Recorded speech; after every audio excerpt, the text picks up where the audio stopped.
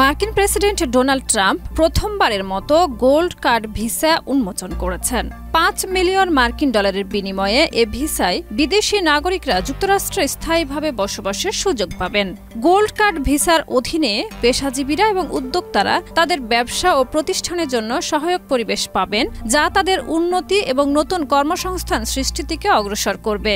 যুক্তরাষ্ট্র সরকারের মতে এই পদক্ষেপ দেশটির অর্থনৈতিক উন্নয়ন এবং বৈশ্বিক প্রতিযোগিতায় এগিয়ে যাওয়ার ক্ষেত্রে গুরুত্বপূর্ণ ভূমিকা রাখবে। 3 এপ্রিল এয়ারফোর্স ওয়ানে এই বিশেষ ভিসাটি উন্মোচন করেন ট্রাম্প। বার্তা সংস্থা AFP জানিয়েছে, গোল্ড কার্ডটির উপর ট্রাম্পের মুখমণ্ডল ও দ্য ট্রাম্প কার্ড লেখা একটি প্রোটোটাইপ দেখা যাচ্ছে। ট্রাম্প সাংবাদিকদের সামনে এই কার্ডটি প্রদর্শন করে জানিয়েছেন, বিশেষ এই ভিসাটি সম্ভবত আগামী 2 সপ্তাহের মধ্যে চালু হবে। তিনি আরও বলেন, আমি প্রথম ক্রেতা। এটি সত্যি উত্তেজনাপূর্ণ, তাই না?